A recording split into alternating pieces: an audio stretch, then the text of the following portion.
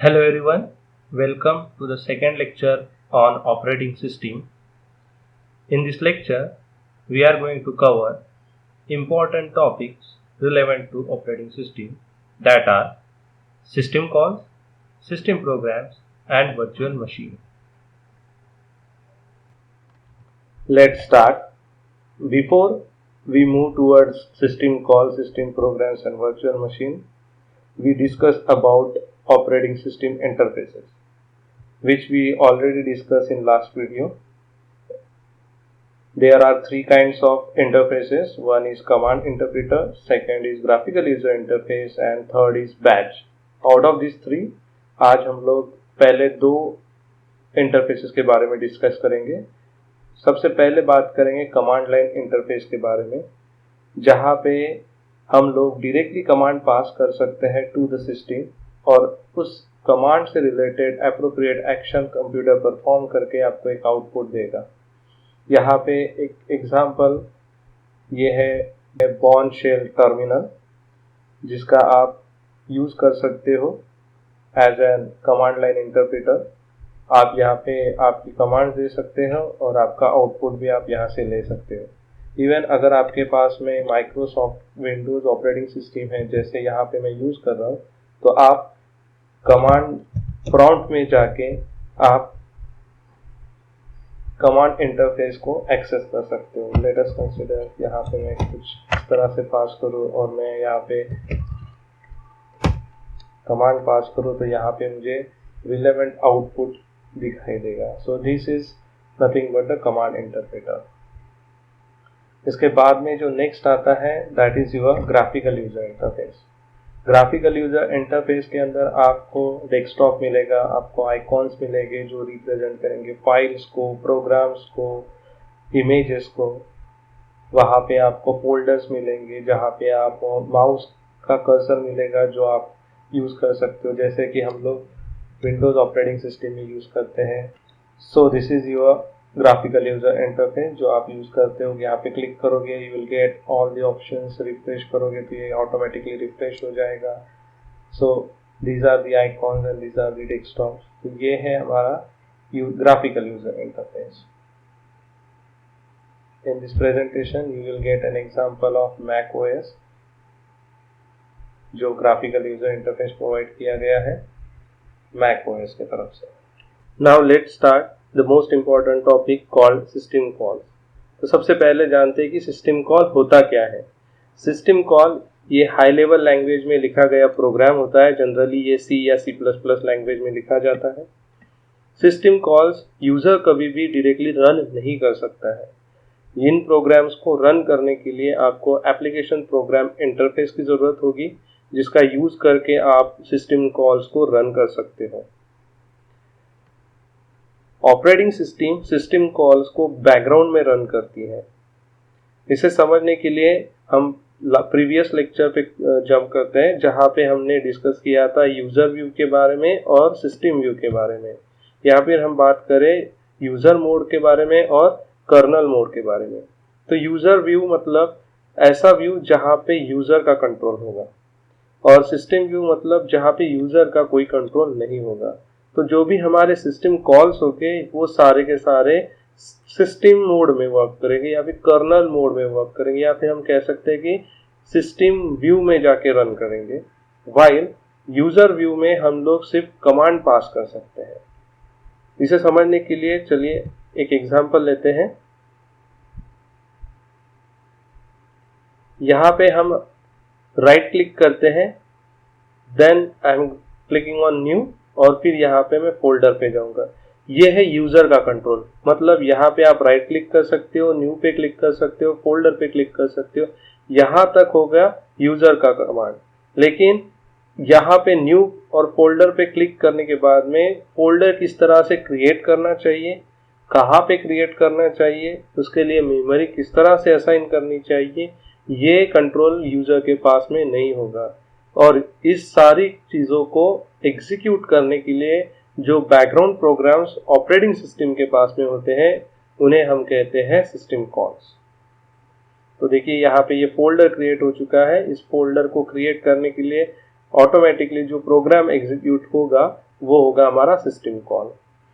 Let's say अगर मैं इसे रीनेम करूँ, फॉर एग्जांपल ऑपरेटिंग सिस्टम, और एंटर करूँ तो इसका नेम जो चेंज हो रहा है, जो रीनेम हो रहा है, उसके लिए भी ऑपरेटिंग सिस्टम के पास में एक सेपरेट सिस्टम कॉल होगा।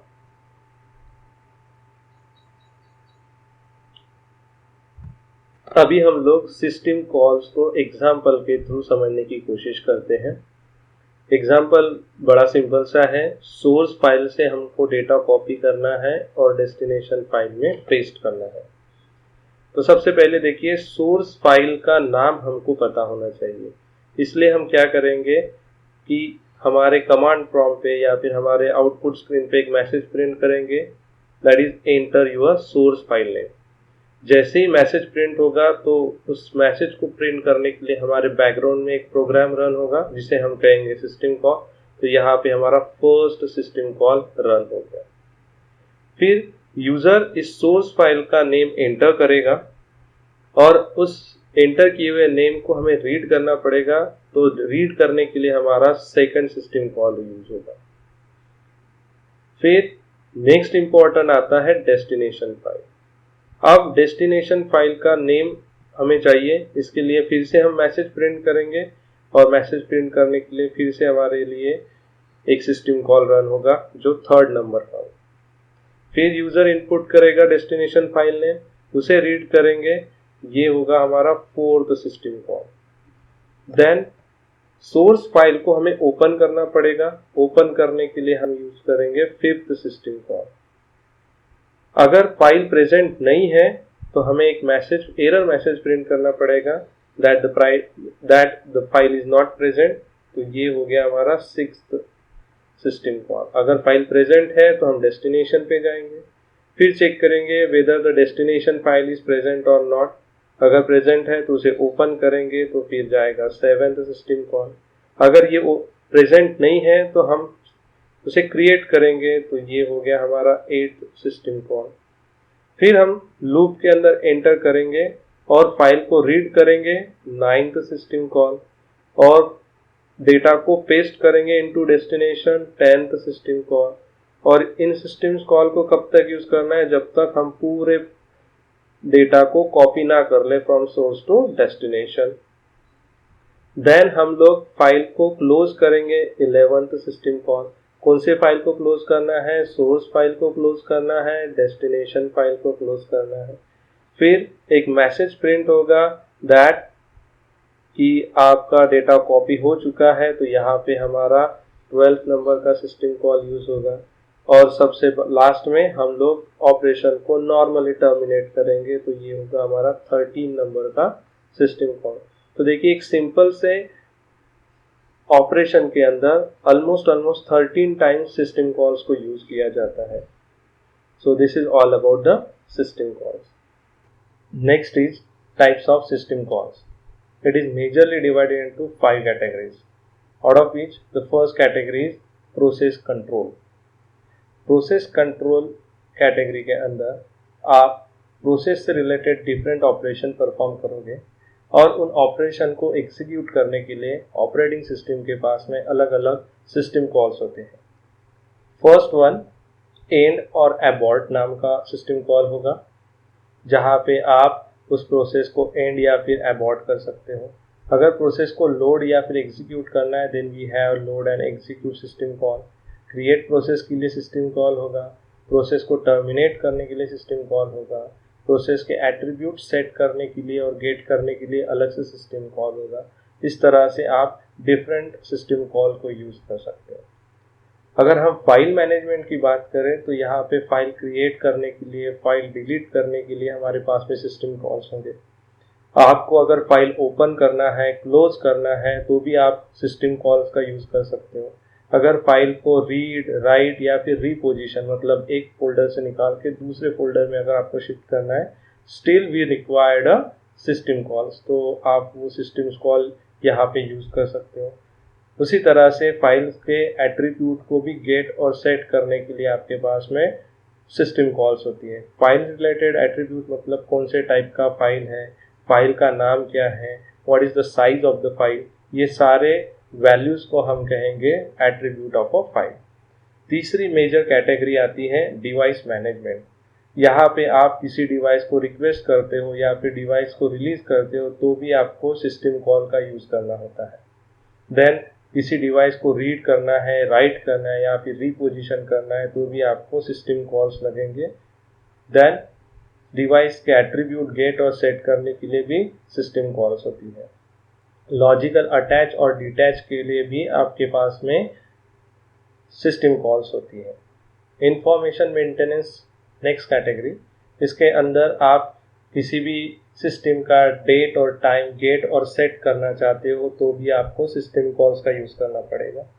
अगर सिस्टम का डेटा गेट और सेट करना है तो भी आपको सिस्टम कॉल का यूज करना पड़ेगा।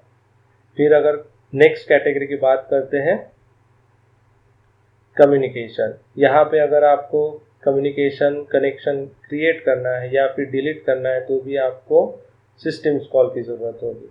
अगर आपको किसी को मैसेज सेंड करना है, रिसीव करना है, still you required a system call.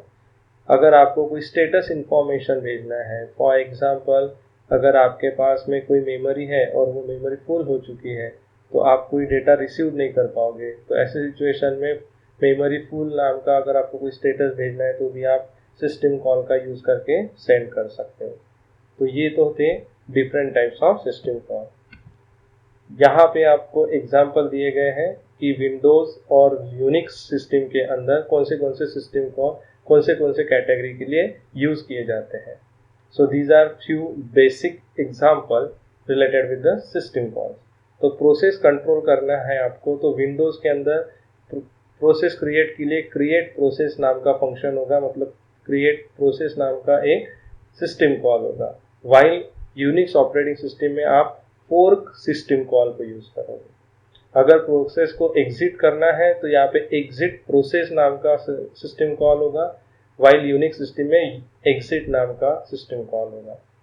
Where as अगर किसी फाइल को क्रिएट करना चाहते हो तो विंडोज के अंदर क्रिएट फाइल नाम का सिस्टम कॉल होगा, whereas in Unix we have open system call.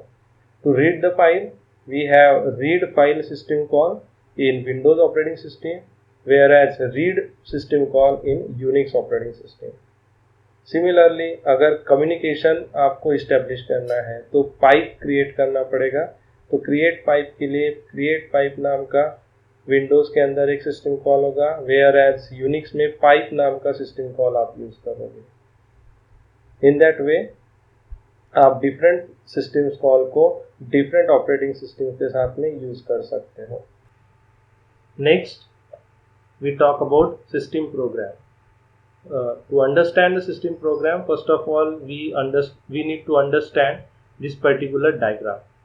Here you will see a last layer of computer hardware over which you will see a layer of an operating system. Then here you will see a layer of system programs and application programs. So basically ये system programs नीचे होता है और इसके ऊपर की layer जो होती है वो एप्लीकेशन प्रोग्राम्स की होती है। तो अभी हम लोग जो डिस्कस करेंगे वो सिस्टम प्रोग्राम्स के बारे में बात करेंगे। तो सिस्टम प्रोग्राम्स क्या होता है? सिस्टम प्रोग्राम्स एक एनवायरनमेंट प्रोवाइड करता है जहाँ पे आप अपने प्रोग्राम को डेवलप कर सकते हो, साथ ही साथ आपके प्रोग्राम्स को एग्जीक्यूट भी कर सकते हो। Some of them are simply user interface to system calls. उसमें से कुछ सिस्टम प्रोग्राम्स ये सिस्टम कॉल्स को इंटरफेस करके यूज करेंगे और कुछ सिस्टम प्रोग्राम्स कुछ कॉम्प्लेक्स ऑपरेशन परफॉर्म करने के लिए भी यूज होते हैं। ये सिस्टम प्रोग्राम्स बेसिकली डिवाइडेड होते हैं इनटू 5 कैटेगरीज। फर्स्ट कैटेगरी है फाइल मैनेजमेंट। फाइल मैनेजमेंट में वो सिस्टम प्रोग्राम्स बिलोंग करेंगे जो फाइल रिलेटेड ऑपरेशन को सपोर्ट करते हैं। For example create file, delete file, copy, rename, print, dump, list. तो ये सारे ऑपरेशन को सपोर्ट करने वाले जो प्रोग्राम्स होंगे वो फाइल मैनेजमेंट में बिलोंग्स करेंगे। सेकेंड आता है स्टेटस इंफॉर्मेशन। तो स्टेटस इंफॉर्मेशन में जनरली होता है कि सिस्टम का time, date, amount of memory available, disk space, या फिर होगा कि लॉगिन परफॉर्मेंस कैसा है, डिबगिंग परफॉर्मेंस कैसा है। तो ये सारी इंफॉर्मेशन रिलेटेड जो भी प्रोग्राम्स होंगे वो सिस्टम प्रोग्राम्स स्टेटस इंफॉर्मेशन से बिलोंग्स करेंगी। नेक्स्ट आता है फाइल मॉडिफिकेशन। तो देखिए यहाँ पे फर्स्ट कैटेगरी हमने बात किया फाइल मैनेजमेंट, ये प्योरली एक्सटर्नल पार्ट से रिलेट करेगा।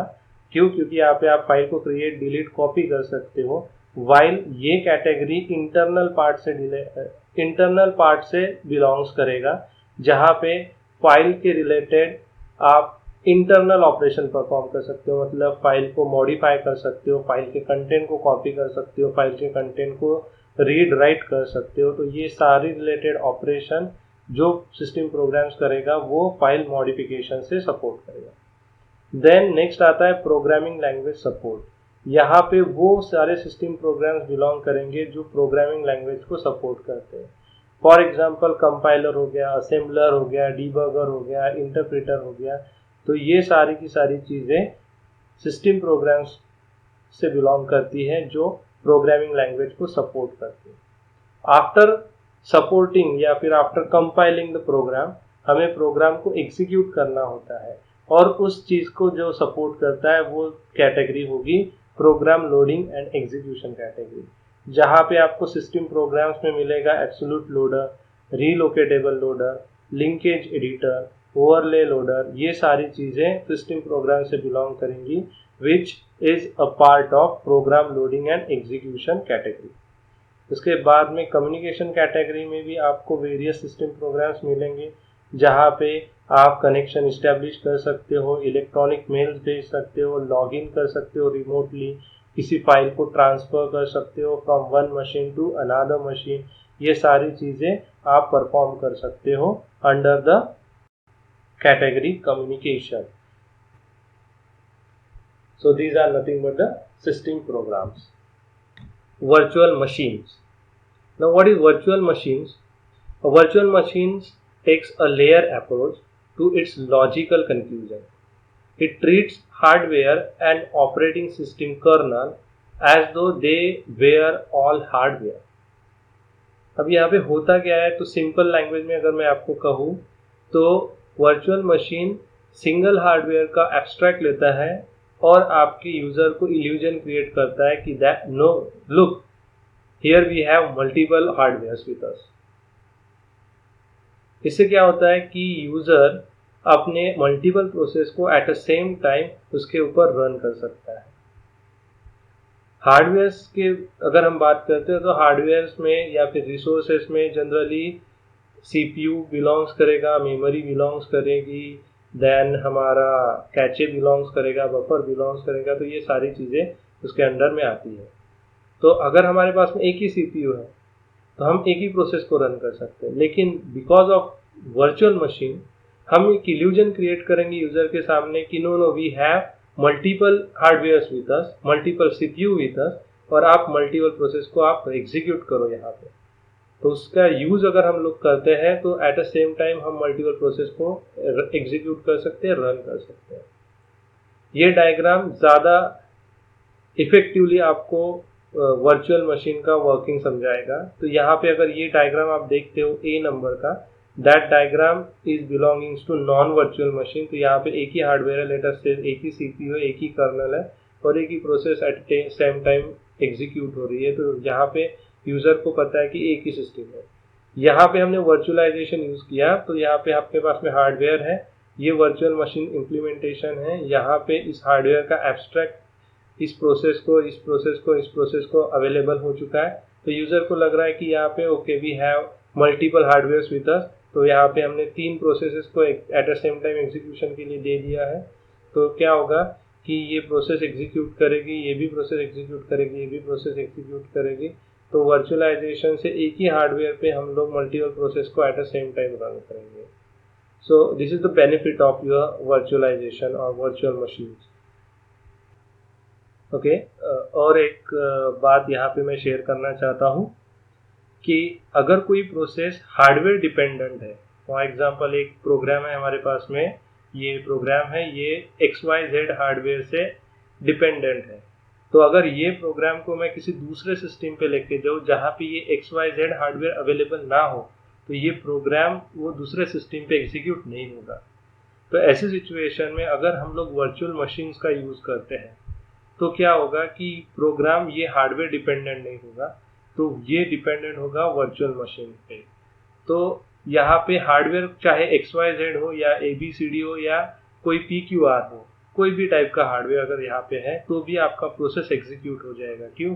क्योंकि ये पर्टिकुलर वर्चुअल मशीन उस प्रोग्राम को वर्चुअलाइज करके देगा कि no no we have XYZ hardware with us, इसको बोलेगा no no we have ABC hardware with us, इसको बोलेगा no no we have PQR hardware with us, और आप एग्जीक्यूट कर सकते हो मल्टीपल प्रोग्राम्स को विदाउट डिपेंडिंग ऑन हार्डवेयर।